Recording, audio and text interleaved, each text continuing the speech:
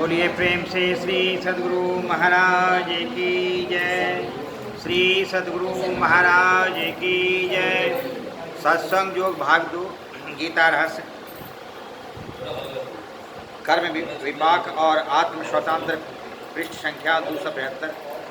वेद और स्मृति ग्रंथ में योग यज्ञ याग आदि पारलौकिक कल्याण के अनेक साधनों का वर्णन है, परंतु मोक्ष शास्त्र की दृष्टि से यह सब कनिष्ठ श्रेणी के हैं, क्योंकि यज्ञ याग आदि पुण्य कर्मों के द्वारा स्वर्ग प्राप्ति तो हो जाती है, परंतु जब उन पुण्य कर्मों के फलों का अंत हो जाता है तब चाहे दीर्घकाल में क्यों न हो, कभी न कभी इस कर्म भूमि में फिर लौट कर आना ही पड़ता है। इससे स्पष्ट हो जाता है कि कर्म के पंजे से बिल्कुल छूटकर अमृतत्व में मिल जाने का और जन्म मरण की झंझट को सदा के लिए दूर कर देने का यह सच्चा मार्ग नहीं है। संसार के व्यवहारों की सिद्धि के लिए स्मृति प्रेरणाताओं ने जो पहले 3 आश्रमों को श्रेष्ठकर मर्यादित नियत कर दी थी, वह धीरे धीरे छूटने लगी और यहाँ तक स्थिति आ पहुँची कि यदि किसी को पैदा होते ही अथवा अल्प अवस्था में ही ज्ञान की प्राप्ति हो जावे तो उसे इन तीनों सीढ़ियों पर चढ़ने की आवश्यकता नहीं है। वह एकदम संन्यास ले ले तो कोई हानि नहीं। उपनिषदों में जिस श्रेष्ठ ब्रह्म स्वरूप का प्रतिपादन किया गया है वह इंद्रियातीत, अव्यक्त, अनंत, निर्गुण और एकमेवाद्वितीय है। इसलिए उपासना का आरंभ उस स्वरूप से नहीं हो सकता।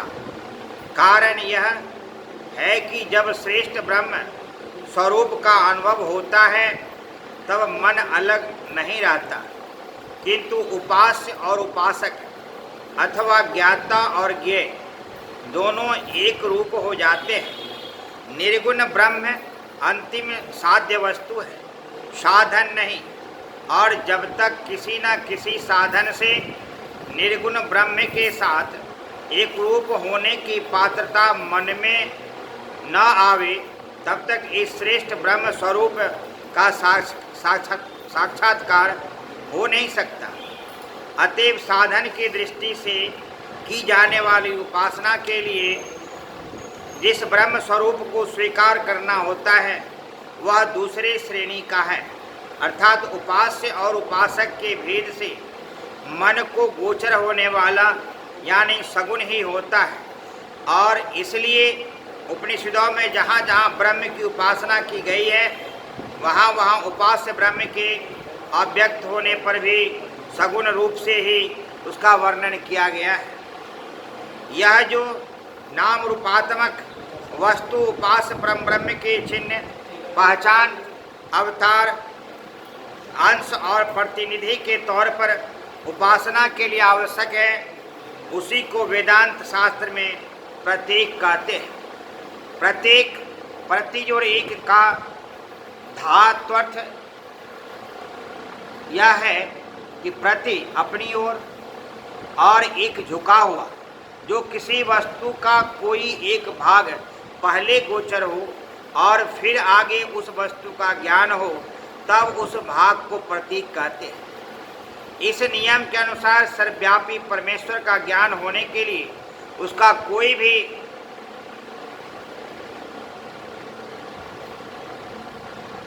प्रत्यक्ष चिन्ह, अंशरूपी विभूति यह भाग प्रतीक हो सकता है।